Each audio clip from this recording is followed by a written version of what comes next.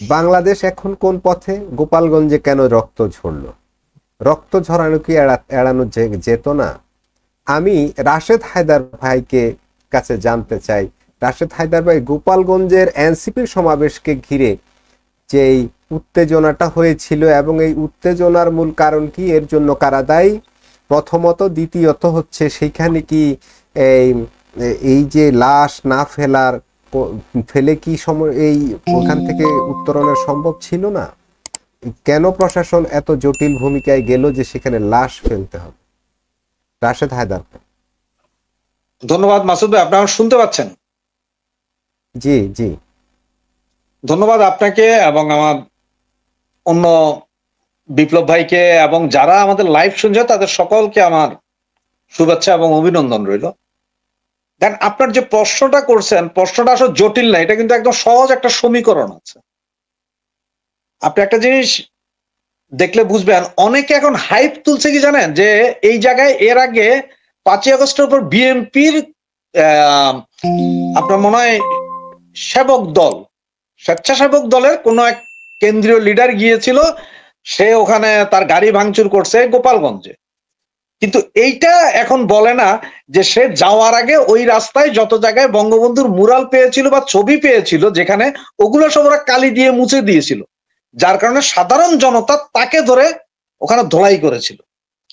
এরপরে ব্যাপারগুলো চলে গেছিল এবং আপনি দেখেন গত মনে হয় সম্ভবত 10 দিন বা 15 দিন আগে জামাত বিশাল সভা করে আসছে গোপালগঞ্জ থেকে।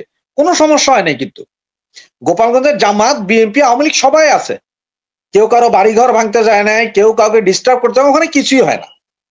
এখন গতকাল 16 তারিখ ওনাদের ঘোষিত আবু সাইদ দিবসে ওনারা সেখানে গেলেন। কোথায় গেলেন? গোপালগঞ্জ।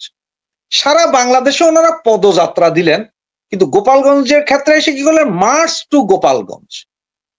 এবং আপনি একটু খেয়াল করলে দেখবেন যে আমার কাছে আছে এরকম 600 স্ক্রিনশট আছে, যেগুলোতে ওনাদের এই এনসিপির বিভিন্ন নেতারা গোপালগঞ্জে যাবেন, ভাঙচুর করবেন, মাজার ভেঙে দিবেন। এমনকি যে তাবাসসুম নামে একটা মটকি আছে না, কালো করে গন্ডারের মতো, সে দিছিল যে ভেকুম ভাড়া কত, ওইটা দিয়ে নিয়ে গোপালগঞ্জে শেখ মুজিবের মাজার ভেঙে দাও। এছাড়াও ওনাদের যে রাফি আর একটা চিটং এর সমন্বয়ক, সে বলছে যে গোপালগঞ্জকে মাটির সাথে মিশে দেয়। এগুলো কিন্তু সবগুলো কিন্তু 13 তারিখ থেকে, এবং সবার ফেসবুকের স্ক্রিনশট গুলো আমাদের কাছে আছে। 13 তারিখ থেকে তারা এমন একটা পরিস্থিতি সৃষ্টি করছে, গোপালগঞ্জে একটা কিছু ঘটাবে, তারা গোপালগঞ্জ স্বাধীন করবে। মনে যেন গোপালগঞ্জ এখন পাকিস্তানের ভেতরে আছে, ওনারা পাকিস্তান থেকে গোপালগঞ্জ স্বাধীন করবে, অবস্থানটা এরকম। এগুলো করে তারা এমন একটা সিস্টেম তৈরি করছে যে ওখানে গন্ডগোল না হইলেও তারা হইলেও গন্ডগোল করবে। মূলত হচ্ছে তারাই গন্ডগোল করবে, যার কারণে এইভাবে করে সাধারণ পাবলিককে খেপাইছে। এবং আপনি একটা জিনিস ভালো করে লক্ষ্য করলে দেখবেন যে গতকাল 7:30 থেকে 7:45টার দিকে সর্বপ্রথম ওদের যে মিটিং যেখানে হয়েছে সেখানে চেয়ার ভাঙচুর করেছে, স্টেজের বাইরে চেয়ার গুলো ভাঙচুর করছে। ওখানে যদি কোনো ছাত্রলীগের ছেলে যদি থাকতো, আমি আপনাকে 1000% গ্যারান্টি দিয়া বলি যে ছাত্রলীগ, যুবলীগ বা আওয়ামী লীগের কোনো কর্মী সমর্থক হলে কিন্তু পুরো স্টেজ ভেঙে আগুন ধরাই দিত। সেখানে কিন্তু চেয়ার ভাঙছে, স্টেজ ভাঙে নাই। এটা হচ্ছে সাধারণ জনসাধারণ যাইয়াই এই কাজটা করছে, আম জনতা যেটারে বলে, তারাই যায় এগুলো ভাঙছে। এখানে কোনো আওয়ামী লীগ ছাত্রলীগের কর্মী ছিল না ওই সময়টায়।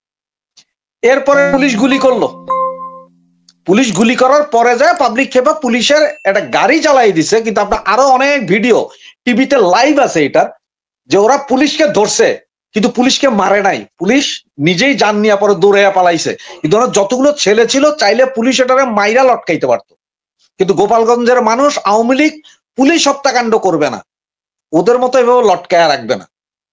এরপরও তো সব স্বাভাবিক ছিল। এবং আপনি কিছু ভিডিও দেখবেন যে আমার কাছে আছে, আমি আপনি চাইলে আমি আপনাকে দিতে পারি, আপনি স্ক্রিন শেয়ার করতে পারেন। একটা ছেলেকে যে গুলি করছে তার পেটে লাগছে, সেম সিমটম আবু সাইদ। রংপুরে আবু সাইদ যেমন ছড়াগুলিতে আহত হয়েছিল, এই ছেলে সেম ছড়াগুলিতে আহত, এবং পুরো পেটে, তার পুরো পেটের সামনে।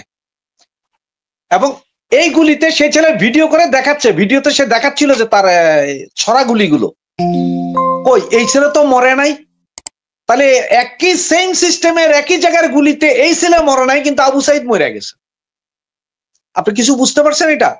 এবং আরেকটা ছেলে যেটা রমজান, রমজানকে তো জীবিত ধরছে পুলিশ সেনাবাহিনী, ওরে সেনাবাহিনী মারছে, পুলিশ মারছে, হাঁটাইয়া সে নিয়ে যাওয়ার 5 মিনিট পরে তার লাশ পাওয়া গেছে।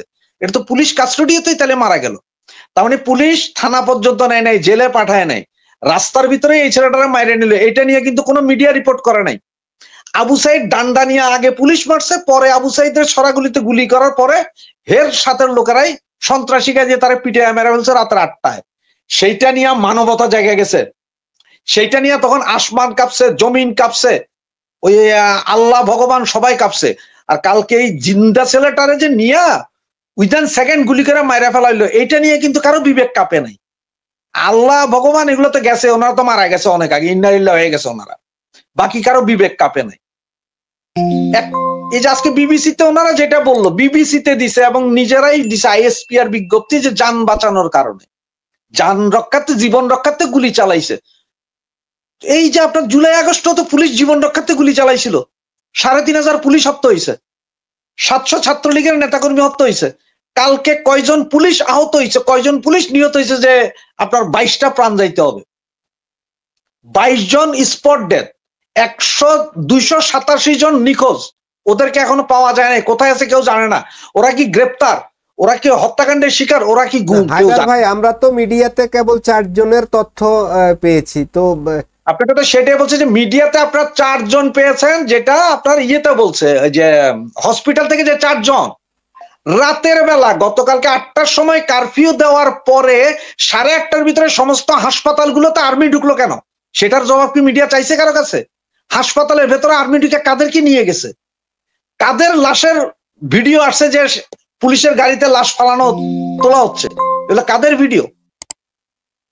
আপনার এটা কি কোন পত্রপত্রিকায় লেখছে? ওই যে আপনাকে যেটা বললাম, যে ছেলেটাকে জীবন্ত, কালো গেঞ্জি পরা জীবন্ত পুলিশ ঘাড়ে হাত দিয়ে নিয়ে যাচ্ছে টাইনা হেসরা, এরপরে আর্মি সহ থাপড়াইতেছিল, ওই ছেলেই 5 মিনিটের মাথায় লাশ হইলো। রমজানের কথা বলছি, কিভাবে? জি, এটা কি মিডিয়াতে বলছে? মিডিয়া একবারও জিজ্ঞেস করছে কোন মিডিয়া বাংলাদেশের যে এটা কিভাবে হইলো? যেই ছেলেটাকে রাস্তায় ফালাইয়া মৃত্যু নিশ্চিত করার জন্য সেনাবাহিনী গলায় পাড়া দিল, সেটা কি আপনাদেরকে কেউ বলছে? সেটাও তো আপনাদেরকে কেউ, কোন মিডিয়া তো আপনাকে দেখে বলে নাই। এই যে আপনাদের যে ছবিগুলো দেখাচ্ছেন, সেটা আপনি এই জিনিসটা আমি একটা জিনিস আপনাকে দেখাচ্ছি আপনার অনুমতি সাপেক্ষে। এই যে দেখেন,